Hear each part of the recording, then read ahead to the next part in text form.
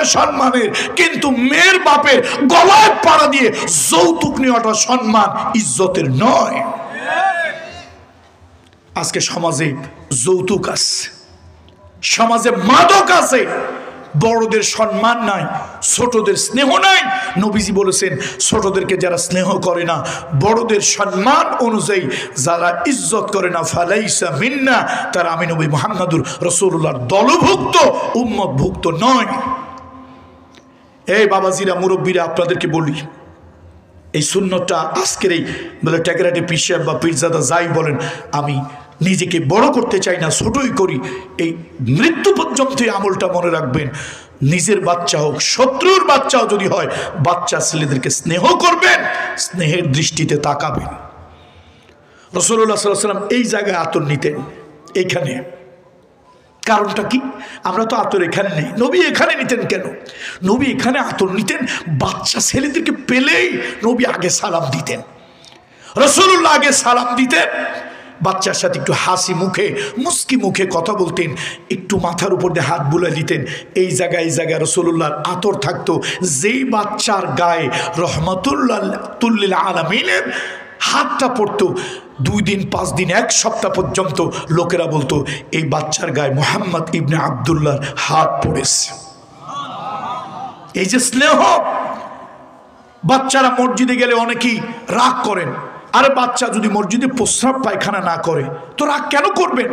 আপনার ঘাড়ের উপর দিয়ে উঠুক।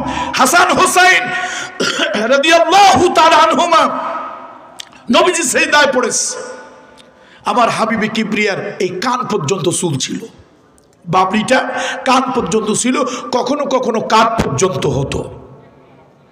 নেড়া করে রাসূলুল্লাহ সাল্লাল্লাহু আলাইহি ওয়াসাল্লাম চুল রাখেননি।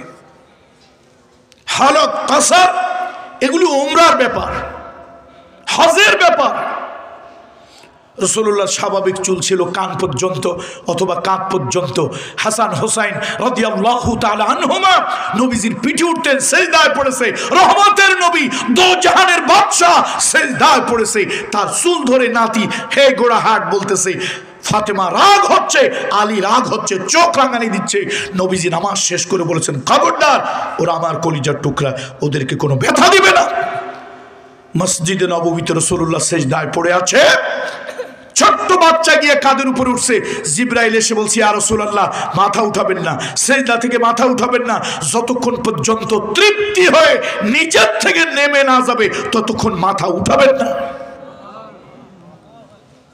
তুরস্কের মসজিদগুলোতে লেখা থাকে, তুরস্কের মসজিদগুলোতে লেখা থাকে, যদি মসজিদের পিছনের কাতার থেকে হাসাহাসি, কিলাকিলি, গুতোগুতির আওয়াজ না পাও, পরবর্তী প্রজন্মের ব্যাপারে ভয় পাও, তোমার পরবর্তী প্রজন্ম বেনামাজি হবে।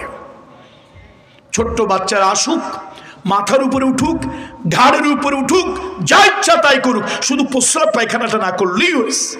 এখন প্রশ্ন হলো, ওরা এরকম করলো তো নামাজ ছুটে যাবে।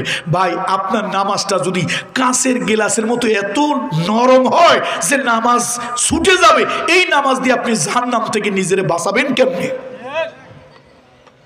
রাসূলুল্লাহ সাহাবীদের নামাজ কেমন ছিল?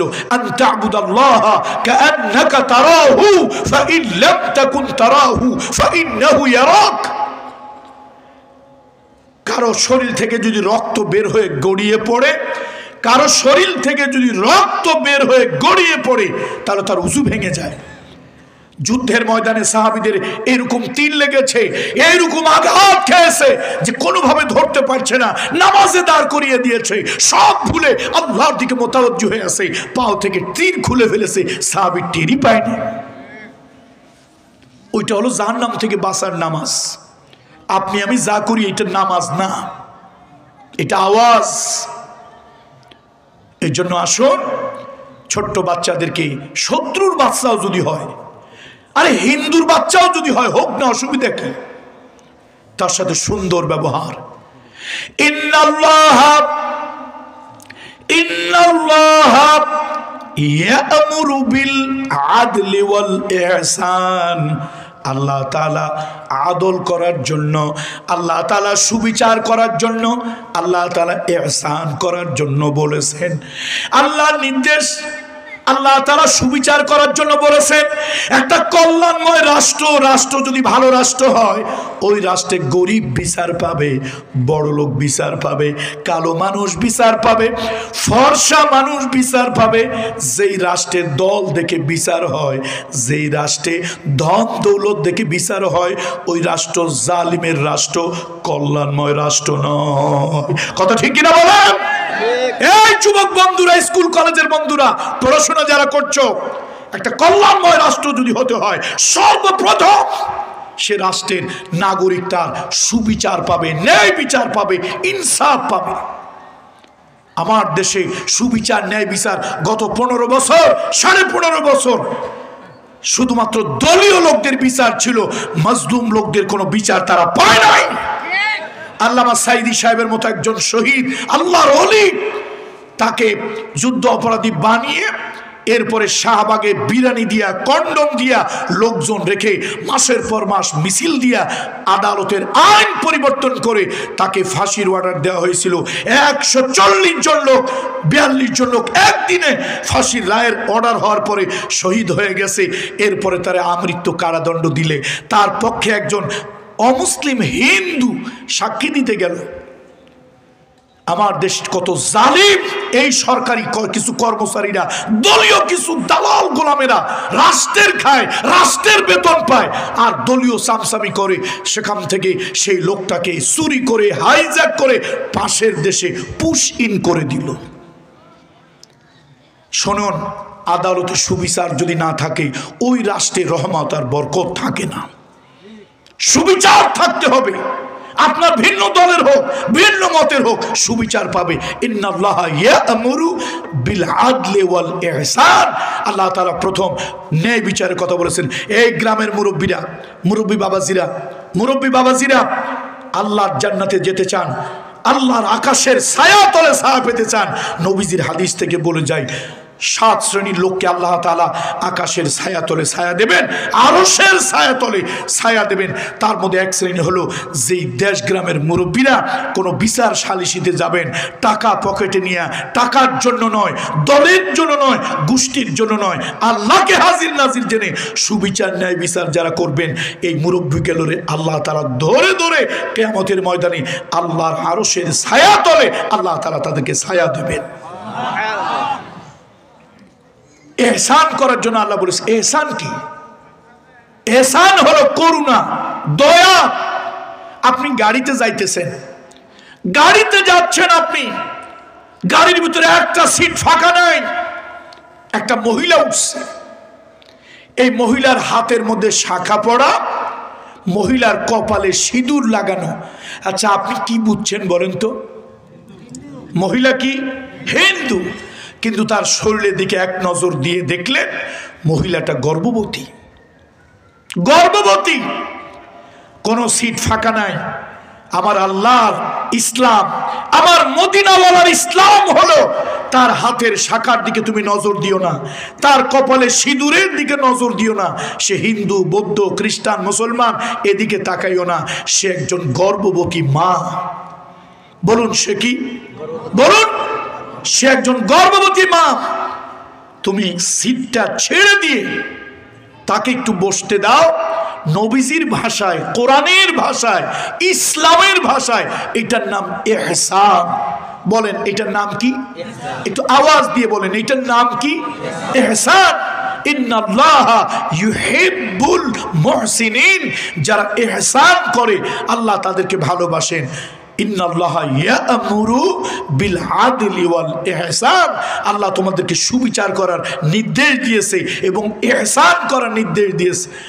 আপনি গিয়ে দেখলেন পুকুর ঘাটে আসেন, নদীর ঘাটে আসেন, দেখলেন চাচা দাঁড়িয়ে আছে, চাচি আম্মা দাঁড়িয়ে আছে, বয়স্ক মুরব্বীটা দাঁড়িয়ে আছে।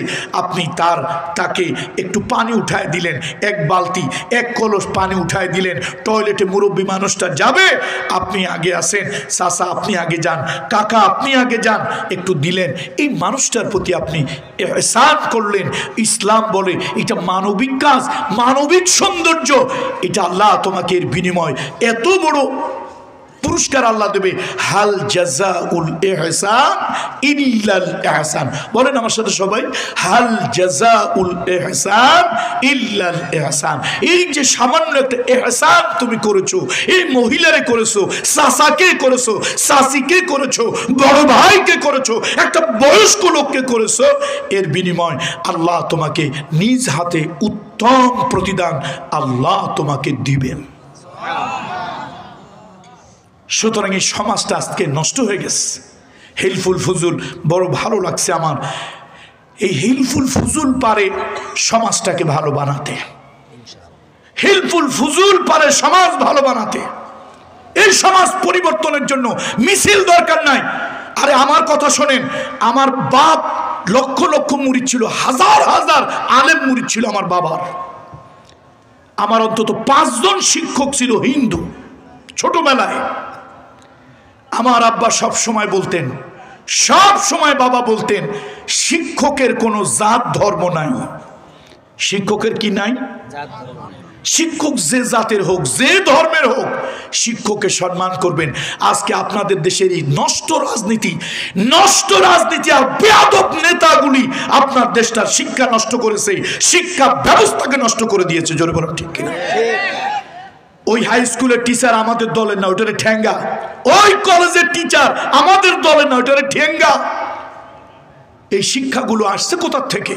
এই রাজনীতির উচ্ছৃঙ্খল নেতাদের থেকে এই শিক্ষাটা আমার যুব সমাজ পেয়েছে। বলেন ঠিক কিনা? শিক্ষককে সম্মান করো, হিন্দু হোক, এগুলো দিয়ে সম্ভব। সুতরাং মুহাম্মদ রাসূলুল্লাহ সাল্লাল্লাহু আলাইহি ওয়াসাল্লাম যে সমাজ বিনির্মাণ করেছিলেন, সে সমাজ ছিল পরকালীন চেতনায়। আমরা কথায় কথায় কই 71-এর চেতনা, 52-এর চেতনা, 42-এর চেতনা, 62-এর চেতনা, 72-এর চেতনা। এই চেতনার ধারীরাই সব থেকে বেশি অকাম কুকাম করে। বিদেশে হাজার হাজার কোটি টাকা কারা পাচার করছে? আমার সোনার বাংলা, আমি তোমায় ভালোবাসি, এই গান গায়, কিন্তু বাংলাকে ভালোবাসে না। বাংলার 12.5টা বাজারের জন্য এই জালিমেরা, এই ডাকাতেরা গরিব মানুষের মুখের গ্রাস হাজার হাজার কোটি টাকা সুইস ব্যাংকে পাচার করেছে। বলেন ঠিক কিনা? এক ডাকাইতে বাড়ি বানাইছে 355 না 65টা, জানো? একটা মানুষের কয়টা বাড়ি লাগে ভাই? না না, ধরলাম 2টা লাগে, 3টা লাগে, 4টা লাগে, 5টা পর্যন্ত ধরলাম। 360টা 65টা বাড়ি করবা কি? তোমার কয় পুরুষ ভোগ করবে? এত বাড়ি বিদেশে কি করবে তুমি? এগুলোর প্রকাশ্য দিবালোকে 4 দেওয়ালের মধ্যে অন্ধকারে না, প্রকাশ্য দিবালোকে হাজার লক্ষ জনতার সামনে এগুলোর ফাঁসি দেওয়া দরকার। এর জন্য আসুন, এই নেতা সেই নেতার আদর্শ দিয়া সমাজ ভালো হবে না, মানুষ ভালো হবে না, মানুষ তার অধিকার ফিরে পাবে না। আল্লাহ তাআলা যাদেরকে অনুসরণ করতে হবে, আল্লাহ তাআলা তাদের কথাই আল্লাহ তাআলা বলেছেন, সেটা হলো, হে মুমিনগণ, নিশ্চয় তোমাদের জন্য উত্তম আদর্শ তাদের ভিতরে, অর্থাৎ রাসূলুল্লাহ সাল্লাল্লাহু আলাইহি ওয়াসাল্লাম এবং তার সাহাবীদের ভিতরে। আমার যুবক বন্ধুরা, ও আমার স্কুল কলেজগামী বন্ধুরা, মুহাম্মদ রাসূলুল্লাহ তোমাদের মতো যখন যুবক, তোমাদের মতো যখন তরুণ, তখন আল্লাহর নবী হিলফুল ফুজুল তৈরি করলেন। ওই আরব দেশে বিশাল বড় একজন ধনী মহিলার নাম হলো খাদিজা বিনতে খুয়াইলিদ রাদিয়াল্লাহু তাআলা আনহা। তিনি তার নিজের ব্যবসায়, মহিলা মানুষ নিজের ব্যবসায় নিজে চালাতে পারেন না, লোক দিয়ে চালাতে হয়। যাকে দিয়েই ব্যবসা চালায় সবাই 2 নম্বরই 6 নম্বরই করে, লাভ হয় না। নিজের বান্ধবী নাফিসাকে ডেকে বলে, ও নাফিসা, এই মক্কা দেশে, আরব দেশে, জাজিরাতুল আরবে কোনো ভালো মানুষ কি নাই যার হাতে আমার ব্যবসাটা ছেড়ে দিয়ে আমি একটু নিশ্চিত হতে পারি? নাফিসা বলল, আরবের ভিতরে এমন কোনো ভালো মানুষ তুমি খুঁজে পাবে না, তবে একটা মানুষ আছে চরিত্র ভালো, একটা মানুষ আছে স্বভাব ভালো, সে হলো আব্দুল্লাহর এতিম ছেলে আব্দুল মুত্তালিবের নাতি, কুরাইশ বংশের সন্তান, তার নাম হলো মুহাম্মদ ইবনে আব্দুল্লাহ। পড়েন সাল্লাল্লাহু আলাইহি ওয়াসাল্লাম। মুহাম্মদ ইবনে আব্দুল্লাহ। আচ্ছা, মা খাদিজা তাকে ব্যবসার প্রস্তাব দিলেন। মুহাম্মদ রাসূলুল্লাহ তার ব্যবসার পার্টনার হইতে পারলেন না। তার কারণ, মায়ের পেটে থাকা অবস্থায় বাবা হারিয়েছে। ছোটবেলায় তিনি হালিমাতু সাদিয়ার কাছে, ওই তায়েফে বনু সাদে, সেখানে লালন পালন হয়েছে। 4 বছরের সময় মার কাছে ফিরে আসছেন। 6 বছর বয়সে মাকে হারিয়েছেন। 8 বছরের শিশু দাদাকে হারিয়েছেন। ত্রিভুবনে তার কেউ ছিল না আপন। সেই লোকটা খাদিজার মতো একজন ধনী মহিলার সাথে কেমনে পার্টনার হইয়া ব্যবসা করবে, পার্টিসিপেট করবে, অংশীদারিত্বের ব্যবসা কেমনে করবে? তিনি পারলেন না। মা খাদিজা প্রস্তাব দিলেন, তাহলে মোহাম্মদের যেহেতু চরিত্র ভালো, স্বভাব ভালো, গরিব মানুষ, আমার যদি ব্যবসার ম্যানেজার হয় তাহলে আমি তাকে অসম্মান করব না, যথাযথ সম্মান, ইজ্জত, যথাযথ বেতন তাকে আমি দেব। রাসূলুল্লাহর গার্ডিয়ান আবু তালেব রাজি হলো। নবীজির বয়স তখন 23 বছর। খাদিজা রাদিয়াল্লাহু তাআলা আনহার ব্যবসা তিনি করলেন 2 বছর। এই 2 বছরে মা খাদিজার একটা ফেইথ, একটা বিশ্বাস, একটা আস্থা মুহাম্মদ রাসূলুল্লাহর প্রতি জন্ম নিল। কেন? টাকা পয়সা এমন জিনিস, এটা কাঠের পুতুলও টাকা দেখলে লোভে হা করে। টাকা দিয়া মানুষের চরিত্র ধরে রাখা 3 জিনিস দিয়া লোকেরা বলে, একটা হলো অর্থ, আর একটা হলো নারী, আর একটা হলো ক্ষমতা। এই 3 জিনিসে মানুষের চরিত্র ঠিক থাকে না। টাকা পাইলে মানুষ যেই হোক, সাধু হোক আর চোর হোক, টাকায় অধিকাংশ লোকের চরিত্রে কিছু না কিছু লোভ সৃষ্টি করে। সুন্দরী নারীর উপরে অধিকাংশ মানুষ ইল্লা মাশাআল্লাহ 2-1 জন ছাড়া মানুষের লোভ সৃষ্টি করে। আর তৃতীয় হলো ক্ষমতা। ক্ষমতায় যাওয়ার আগে মানুষ খুব ভালো ব্যবহার করে, নরম নরম ব্যবহার করে, বন্ধুসুলভ ব্যবহার করে, খাদেম সুলভ ব্যবহার করে। ক্ষমতার চেয়ারটা অনেক দিন পাইলে স্বৈরাচারী, ডিক্টেটর, ডাকাত হয়। ক্ষমতার চেয়ার ধরে রাখার জন্য গুম, খুন, হত্যা যা দরকার হয় তাই করে। কথা ঠিক কিনা বলেন? 3 জিনিসে মানুষের চরিত্র ধরে রাখা খুব মুশকিল। মুহাম্মদ রাসূলুল্লাহর বয়স কত বলছিলাম? 23 বছরের টকবকে তরুণ যুবক। যদিও বয়স বেশি, কিন্তু পরমা সুন্দরী। সারা পৃথিবীতে আল্লাহ তার কুদরতি হাত দিয়া যে নারীদেরকে বানিয়েছেন অনিন্দ সুন্দরী করে, তার মধ্যে একজন ছিল মা খাদিজা, একজন ছিল ইব্রাহিম খলিলুল্লাহর স্ত্রী বিবি সায়রা। এই সুন্দরী নারীর ব্যবসা করার জন্য ম্যানেজার হলেন। 2 বছরে একদিন ওই মহিলা তার বান্ধবীকে ডেকে বলছে, মা খাদিজা রাদিয়াল্লাহু তাআলা আনহা তার বান্ধবীকে ডেকে বলছে, জীবনে পুরুষ দেখেছি, এরকম পুরুষ দেখি নাই। এ কি মানুষ না আর কিছু? টাকা পয়সার লোভ নাই, এদিক সেদিক করে না, ব্যবসায় লাভ লস আমার যাই হোক আমি খুশি। ছেলেটা 100% বিশ্বস্ত। আর একটা গুণ হলো, আমার চেহারার দিকে সে কখনো ফিরেও তাকায় না। যদিও তাকানোর দরকার হয়, এত ভদ্র, এত শালীন, এত শরীফ। আমি তো আগে কোনো পুরুষ এত ভালো আছে জানি না।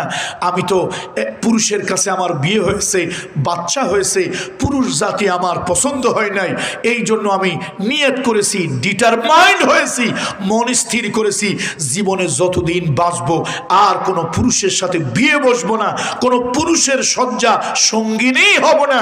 কিন্তু মুহাম্মদের মতো মানুষ পুরুষ জাতির মধ্যে আছে এ তো আমি ধারণাই করি নাই। শেষ পর্যন্ত অনেক লম্বা গল্প ঘটনা, আমি সেদিকে যাব না। শেষ পর্যন্ত রাসূলুল্লাহর বয়স যখন 25 বছর 2 মাস 10 দিন, তখন মা খাদিজা রাদিয়াল্লাহু তাআলা আনহার সাথে মুহাম্মদ রাসূলুল্লাহর বিবাহ হলো। আল্লাহু আকবার। মা খাদিজার বয়স তখন 40, রাসূলুল্লাহর বয়স 25 বছর 2 মাস 10 দিন।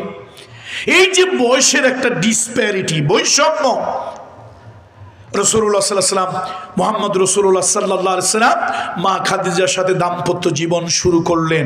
মা খাদিজা অবাক হয়, মানুষ এত ভালো কেমনে হয়, এত ভালো মানুষ কেমনে হয়। একদিন মা খাদিজা মুহাম্মদ ইবনে আব্দুল্লাহ পড়েন সাল্লাল্লাহু আলাইহি ওয়াসাল্লামকে ডেকে বলে, আবুল কাসেম, ও কাসেমের বাবা, আপনি মাঝে মাঝে একটু আত্মভোলা হন, মাঝে মাঝে আপনি হারিয়ে যান গভীর চিন্তার জগতে, আপনার আত্মবিশ্রুতি হয়, আপনি নিজের মধ্যে নিজেকে হারিয়ে ফেলেন, তন্ময় হয়ে যান, আকাশের দিকে তাকিয়ে সব ভুলে যান। আপনার মনে কি ব্যথা বলেন, আমি আপনার ব্যথা দূর করে দেব। সুন্দরী নারী যদি বিবাহ করতে চান, আমি আপনাকে ঠকাবো না, সুন্দরী নারীর ব্যবস্থা করে দেব। আপনি টাকা চাইলে সব টাকা দিয়ে দেব, আপনার অন্য কোনো অভাব যদি থাকে আমি পূরণ করে দেব, তবু আপনি আনমনা হবেন না। নবীজির চোখ বেয়ে টপ টপ করে পানি পড়ে। খাদিজা, আমি তো টাকার জন্য, পয়সার জন্য, সুন্দরী নারীর জন্য এমনটি করি না।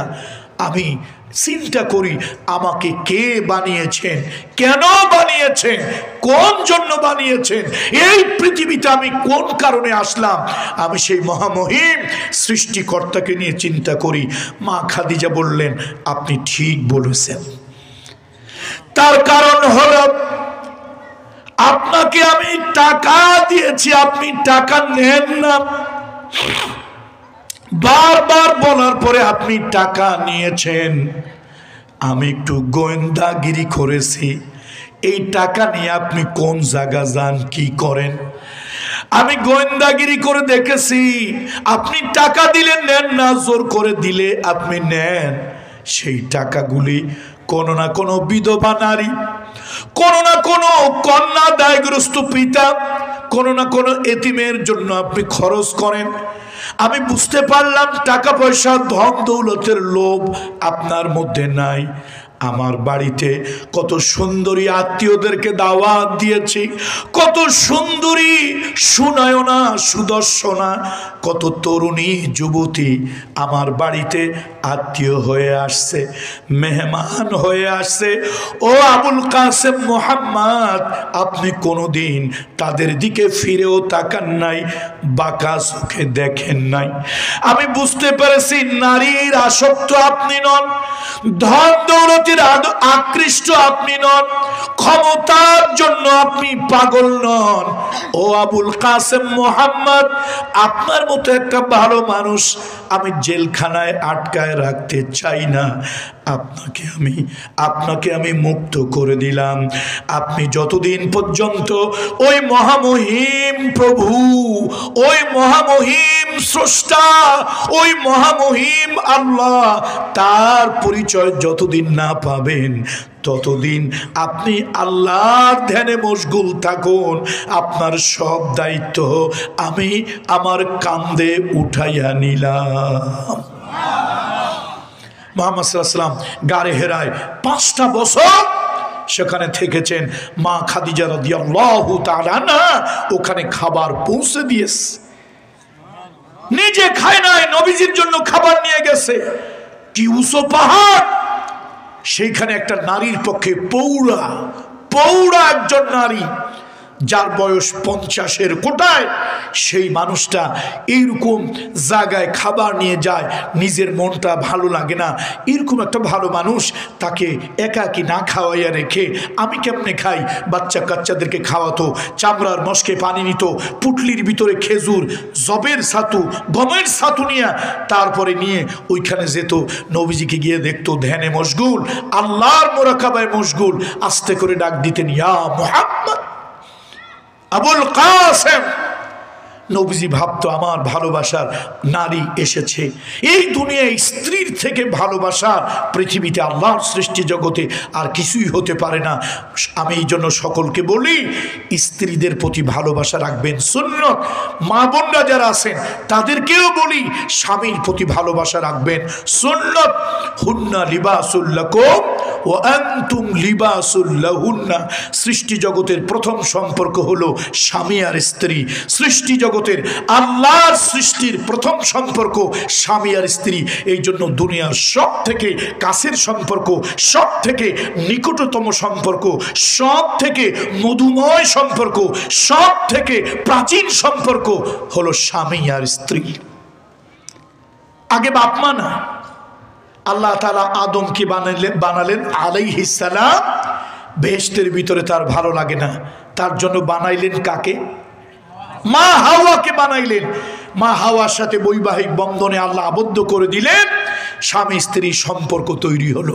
এরপরে মা বাপ হলেন তারা, এরপরে ভাই বোন হলো। সুতরাং মায়েদেরকে বলি, মাগো স্বামীদের সাথে ভালো ব্যবহার করবেন। রাসূলুল্লাহ বলেছেন, সাল্লাল্লাহু আলাইহি ওয়াসাল্লাম বলেছেন, আল মারআতু ইযা সাল্লাত খামসাহা, যখন নারী 5 ওয়াক্ত নামাজ ঠিক মতো পড়ে, ওয়া সামাত শাহরাহা, রমাদান শরীফের ফরজ রোজাটা ঠিক মতো রাখে, ইহতিমামের সাথে ভালোবাসা আন্তরিকতা নিয়ে রাখে, ওয়া আহসানাত ফারজাহা, ইজ্জত আব্রু চরিত্র সতীত্ব হেফাজত করে, ওয়া আতাআত বালাহা, আর স্বামী বিবাহিত মহিলা হলে স্বামীর অনুগত হয়, স্বামীকে হুমকি দেয় না, ধামকি দেয় না, জেলের ভয় দেখায় না, স্বামীর সাথে শত্রুতা আচরণ করে না, স্বামীর অনুগত হয়। নবীজি বলেছেন, রহমতের নবী বলেছেন, ভালোবাসার নবী বলেছেন, এই নারী ইন্তেকালের পর আল্লাহর 8টা বেহেশতের দরজা তার জন্য খুলে রাখা হয়, যে কোনো জান্নাতে ওই মহিলা প্রবেশ করতে পারে। এই জন্য মা বোনদেরকে বলে গেলাম, মাগো পুরুষ 1000 আমল করবে, বেহেশতের কোনো ওয়ারেন্টি গ্যারান্টি নিশ্চয়তা নাই, কিন্তু নারী ঠিক মতো 4খানা কাজ করলে রহমতের নবী হাবিবে কিবরিয়া মুহাম্মদ রাসূলুল্লাহ সাল্লাল্লাহু আলাইহি ওয়াসাল্লাম বেহেশতের গ্যারান্টি দিয়ে গেছে। মা খাদিজা গিয়া দেখেন রহমতের নবী আল্লাহর ধ্যানে মশগুল, গিয়ে ডাক দিল, আবুল কাসেম মোহাম্মদ। নবীজি তাকায় দেখে মা খাদিজা এসেছেন, চেহারাটা পুড়ে গেছে, মুখটা মলিন হয়ে গেছে। ও খাদিজা, মনে হয় তুমি কিছু খাও নাই। আবুল কাসেম মোহাম্মদ, আপনার মতো একজন ভালো মানুষকে না খাওয়ায় রেখে আমি একাকি কেমনে খাই? আল্লাহর নবী পোটলার থেকে খেজুর বার করে আগে মা খাদিজার মুখের মধ্যে দেয়। মা খাদিজা একটা খেজুর বের করে মুহাম্মাদুর রাসূলুল্লাহর মুখের মধ্যে দেয়। সুবহানাল্লাহ। আবুল কাসেম, আপনি টাকার পাগল না, ধনের পাগল না, সুন্দরী নারীর পাগল না, আপনি কার পাগল তা তো আমি জানি। ওই মালিককে যতদিন খুঁজে না পান ততদিন আপনি কাজ করেন, সংসার নিয়ে চিন্তা করবেন না, বাচ্চা কাচ্চা নিয়ে চিন্তা করবেন না, আমি এদেরকে দেখাশোনা করব। আল্লাহু আকবার। 40 বছর বয়সে জিবরাইল আমিন যখন রাসূলুল্লাহর কাছে, আমার নবী জন্ম থেকেই নবী, কিন্তু নবুয়তির দপ্তর পেয়েছেন, আনুষ্ঠানিক দপ্তর কত বছর বয়সে? 40 বছর বয়সে মুহাম্মদ রাসূলুল্লাহর কাছে এবার আনুষ্ঠানিক দপ্তর বুঝে দেওয়ার জন্য রুহুল আমিন জিবরাইল আসছে। ইকরা ইয়া মুহাম্মদ, এ মুহাম্মদ আপনি পড়ুন। নবীজি বলেছেন, মা আনা বিকারি, আমি তো পড়তে জানি না, I don't know how to read, কেমনে পড়তে হয় আমি জানি না। জিবরাইল আমিন বুকের মধ্যে জড়িয়ে ধরে চাপ দিয়েছেন আর বলেছেন, ইকরা বিইসমি রাব্বিকাল্লাযী খালাক, যে প্রভু আপনাকে সৃষ্টি করেছে তার নামে পড়েন। ভাইরা, টাঙ্গাইলের ভাইরা, টাঙ্গাইলই তো নাকি? কোন উপজেলা? কালীহাতির উপজেলার তরুণ যুবকদেরকে বলি, এ ভাইরা, স্কুলে পড়ো, মাদ্রাসায় পড়ো, যেখানে ইচ্ছা পড়ো, কিন্তু রবের নামে পড়িও। কার নামে পড়বেন? রবের নামে পড়বে। রবের নামে পড়লে আপনি ডাক্তার হবেন, তবে কসাই হবেন না। রবের নামে পড়লে আপনি ইঞ্জিনিয়ার হবেন, তবে ডাকাত বাটপার হবেন না। 3 টাকার প্রজেক্ট 33 টাকা বানিয়ে জাতির সর্বনাশ করবে। আবার এই প্রজেক্ট যখন বাস্তবায়ন করবে, চরিত্র খারাপ, রডের পরিবর্তে 2টা বাঁশ ঢুকায় দিয়েছে। আমাদের ইঞ্জিনিয়ার দরকার আছে না নাই? সবাই যদি আমার মতো পীরজাদা পিসাব হয়, তো এদেশে রাস্তাঘাট, কালভার্ট, সেতু কারা তৈরি করবে? ইঞ্জিনিয়ার অবশ্যই দরকার। বলেন, ইঞ্জিনিয়ার অবশ্যই দরকার। আপনার সন্তান ইঞ্জিনিয়ার হোক, ভালো ইঞ্জিনিয়ার, তার সুনাম সুখ্যাতি ছড়িয়ে পড়ুক। আমরা আল্লাহর কাছে অন্তর থেকে দোয়া করি, আপনার ছেলেকে ইঞ্জিনিয়ার বানান, নিষেধ নাই, গুনাহ নাই, ইসলামের মধ্যে ন্যারোনেস, সংকীর্ণতা নাই। কিন্তু আপনার সন্তানকে ইঞ্জিনিয়ারিং পড়াবেন কার নামে? রবের নামে। ইকরা বিইসমি রাব্বিকাল্লাযী খলাক। আপনার সন্তান যদি রবের নামে পড়ে ডাক্তার হয়, মানবিক ডাক্তার হবে। আপনার সন্তান যদি রবের নামে না পড়ে, আপনার সন্তান যদি তথাকথিত ডাক্তার হয়, ও তসলিমা নাসরিনের মতো চরিত্রহারা, ঈমানহারা, সতীত্বহারা হবে। বলেন ঠিক কিনা? আবার কিছু ডাক্তার তো আছে ডাক্তার না, কসাই। এই ছোট্ট একটা বিস্ফোরা হয়েছে, কয় যে আরে সর্বনাশ, তোমার তো হয়েছে ক্যান্সার, লাইফের নাই অ্যান্সার, তাড়াতাড়ি বাড়ি যাও, যা যা মনে লয় তাই তাই খাও, আর মরণের জন্য, কবরের জন্য প্রস্তুত হও। এ কথা শুনলে তো ভালো মানুষও অস্থির হয়ে যায়। মরা মানুষ অর্ধেক, জেতা মানুষ অর্ধেক মরে যায়। নবীজির সুন্নত দেখেন কি সুন্দর, রহমতের নবী, আল্লাহর নবী। কোনো রুগী দেখতে গেলে যত বড় কঠিন রুগী হোক, রাসূলুল্লাহ বেশিক্ষণ তার কাছে থাকতেন না কষ্ট দেওয়ার জন্য। অল্প সময় আল্লাহ নবী যেতেন, একটু মাথায় হাত বোলাতেন, কপালে রহমতের নবীর হাতটা রাখতেন। যত কঠিন রুগী হোক, নবী তাকে ইমিউনিটি, তার রোগ প্রতিরোধক, তার মেন্টালিটি